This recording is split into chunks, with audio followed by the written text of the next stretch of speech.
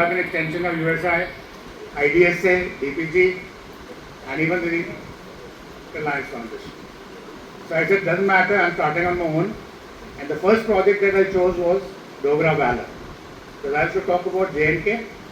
And since I had a history of 2 PhDs under my belt on the subject, and a Lenten Medal in Defense Services Staff College on the same subject, and my gurus, General Jamal sitting here, Major Brahm Singh, and many others, and of course Panta sir, they are veterans, all 97 plus, and I spend almost 5 to 6 hours a week with them, with all of them, and then really pick up the pearls of wisdom. So that is why Dogra Valor.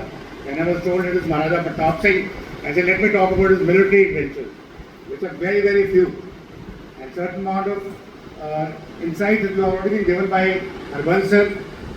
What the circumstances, was he a Maharaja actually for 40 years, was he nominal, was he under the British influence, etc. A bit of a introduction has been given to you. And I am also like talking at this time after a sumptuous lunch. In this weather, it's a big call to talk about. But nevertheless, as I promised Jyotsna ma'am, we will be short. In fact, I have my Chief Executive Officer here who is making my PPT. I said keep only the bullet points, no explanations, because we won't have time to do that. So the way Harbans sir has done it in a much faster manner, I shall be taking it to you from there. So today we will be talking about a bit of a military campaigns and consolidation of existing territories of Jammu and Kashmir state during the rule of Maharaja Pratap Singh. Well, I should be covering the thing, my papers cover, which I don't think I'm presenting it for you. Under the major military campaigns and operations, bit of a historical context of which you've been given an insight already, and military structures and reforms under Maharaja Pratap Singh, then all his territorial consolidation efforts, then challenges to territorial consolidation. It wasn't an easy job, not only because of British, but even the chieftains. Like there were 22 states which were conquered by Maharaja Gulab Singh and General Zorawar Singh, and all different ethnically, culturally, and of course also very, very difficult terrain, and they all some kind of a geographical sub-entities. So it was very difficult to sort of do the consolidation. And then bit of we talk about the British interest and little internal feuds within the family, which I shouldn't be talking much, but nevertheless I'll give you a bit of a gist on that.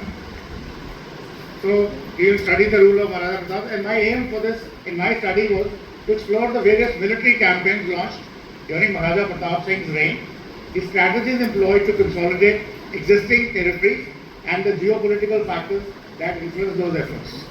And second thing was, by examining this crucial period, we can gain insights into the formation of a modern state of Jammu and Kashmir and its historical roots of some of the region's contemporary problems. Terrorism is one, and very soon, of course, inspired by, again, Harbans Singh ji. I took one of his papers which he read to us about 3 years back. I had done a lot of research starting by 1816, and I will be exposing the British in many, many more ways which has already been done. So that is the purpose. And then the military campaigns, this comprehensive analysis will examine the military campaigns, territorial consolidation efforts for 40 years. And then we'll see how were they maintaining and strengthening the borders all along. Historical perspective, let's see what are the strategic importance of this region. So this is the map I wanted to show you. This shows you. Not projecting this. Do we have some kind of a projector? Which has if you see the map, I think my watch is good enough without the light. This is the region of Jammu and Kashmir, and this is the Pamir North. You have seen this Pamir North, the geography is that there is a Karakoram range coming down, one range coming down, and then 2 ranges going up towards China, and then a couple of them going through the Afghanistan. So basically this is some kind of a sub-geographical units which are difficult to cross, and very, very difficult, high altitude mountainous area, more than 15,000 feet. And this area is very important because this is the junction of Asia, Eurasia, and even the Middle East and South Asia. So everything emanates from here. So all the linkages, especially the trade linkages, the so-called trade Silk Route we talk about, they all start from China, comes to this region via Ladakh, a region of present J&K state, and then it goes south of Pamir, and then it goes towards southwest, towards West Asia, Europe, or it turns north towards the Central Asia. So the entire trade was on this route, and this is trade is the major routes like tea, your condiments, and the most important the silk. So that's why it's also called Silk Route also. So that is the importance of this region, and it's been pictorially shown in a little better way that shaded portion is the one which is the major portion of Jammu and Kashmir state. And this particular region has also got two superpowers. One was the occupiers, the British, who were there in India, and the Russians, the major superpower that side. Now, they always had a very strong interest in this area because of economic reasons. And as we all know, even the today's geopolitical scenario also, everything boils down to the economics, the trade, the commerce. And then to secure your trade and commerce, you need security. So that is how these two dimensions come up. And even at that time also, the same was true. Same was true. And that time also British wanted that this area should be taken by us. And Russians wanted to have their own control. I'll be just giving a bit of a gist of that. The contention of the Russians was that they should have warm water ports. They don't even have today. Even at that time also they were looking for it. And the British was that if they have to fight a war, a world war, so in Second World War they combined together after Hitler attacked Russia. But before that they were never together. They were always vying for the honors in this area so that they can control the diplomacy, the trade, everything. So with this kind of a thing going on, this became a major issue for Maharaja Pratap Singh. The moment he took over, and that is the time when the consolidation of entire Gilgit-Baltistan, Ladakh and parts of Tibet, etc. has taken place, and Jammu and Kashmir state is in full this thing. Now, during the reign of Maharaja Ranveer Singh, British were doing their level best at trying to put their representative into J&K state. Maharaja Pratap Singh resisted, giving the reference of the Treaty of Amritsar, which clearly said that you cannot do this, though you have a say in the foreign affairs, but not putting a resident to interfere in the internal affairs. So that was not permitted. But by the time Maharaja Pratap Singh came, they somehow managed to do that. So that was the first challenge that he faced here. Again, like rivalry we're talking about, there is a top secret document written by Winston Churchill in the War Cabinet, a post-hostilities War Cabinet Secretariat. This document is dated 19th of May 1945. Now, whatever has been written in that, the subject is the security of India and the Indian Ocean. Those issues which were given out in 1945 and then of course they came into picture in 1947 and the imbroglio that we have was valid even at that time. Maybe British had appreciated those things at that time and that has come down all these years. Like you were already told that everything has a history behind it. It doesn't come all of a sudden. So we assume that those rivalries were there. Because the kind of accounts that we get in this region, there's something called tea party, evening tea party. There's some kind of a scuffle, there's some kind of a negotiation which took place. So such like incursions by Russians into Afghanistan and British trying to protect their interests in the Middle East, the oil interests, or their interests in the South Asia, or in terms of warm water ports and other things. So all that was a big khichdi which was going on between the two, which was valid at that time also. And ultimately, who took the brunt? It was Maharaja Pratap Singh. Now, you've already been told there's a family feud there. They made full use of it. They used one brother against the other, and they did what they did.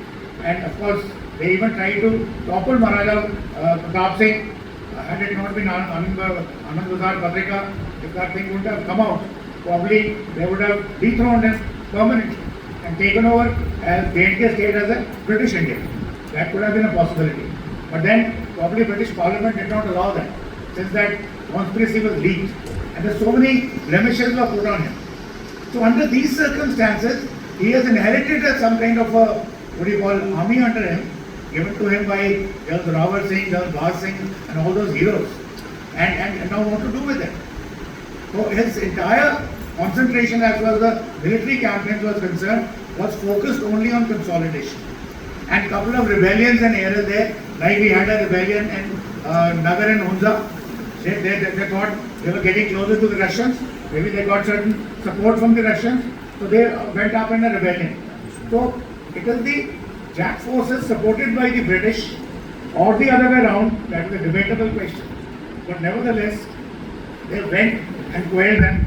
And then they put a person who was British friendly as the rulers of those places, of course, as part of J&K state only. But the administration was given to people who were British friendly. Similarly, there was a problem in Chitral. Another expedition was led to Chitral. I'm not giving all the details, but then only thing I want to mention over here is British took J&K state forces as part of their contingent, went and rebelled, sort of tried to quell the rebellion in Chitral.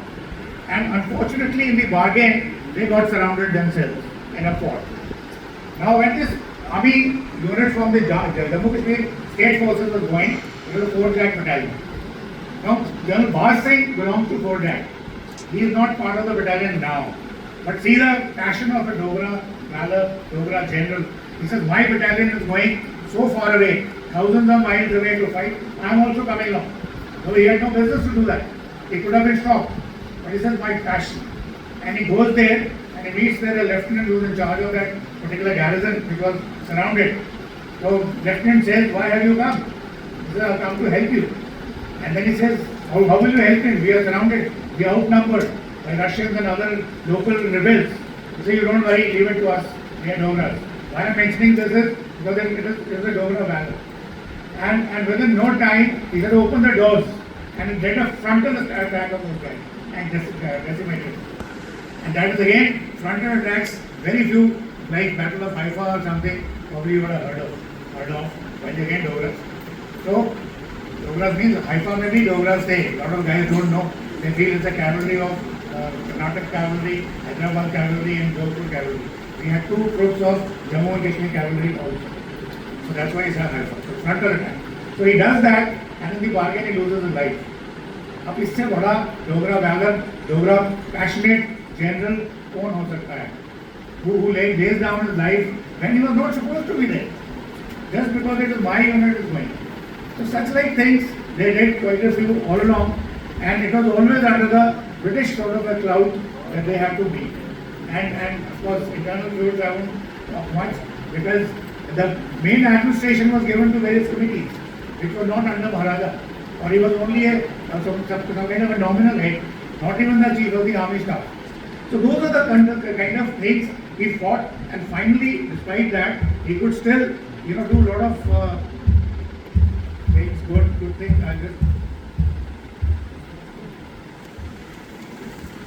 He could improve the military infrastructure. He could bring a lot of reforms and modernization into the military, and lots of challenges he faced, which few of them I already told you. And then his achievements include profound modernization, peace promotion, transformative social welfare activities, socio-economic reforms carried out by him, enhanced state's infrastructure and development, and enduring influence on state development, and he was a visionary ruler and a reformer. Unfortunately, because the entire British Mahkama was against him, even within the family people were against him, so he did not get much of a coverage for his good deeds. Nobody wrote about it much, but we had a hard time finding this out from somewhere. We got it finally, and that today we are bringing it out. So I think I have finished this thing. Anybody, any questions? Unless the chair gives us.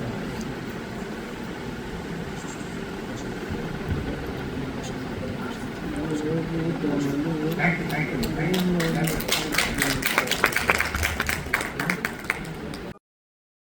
Please like and subscribe.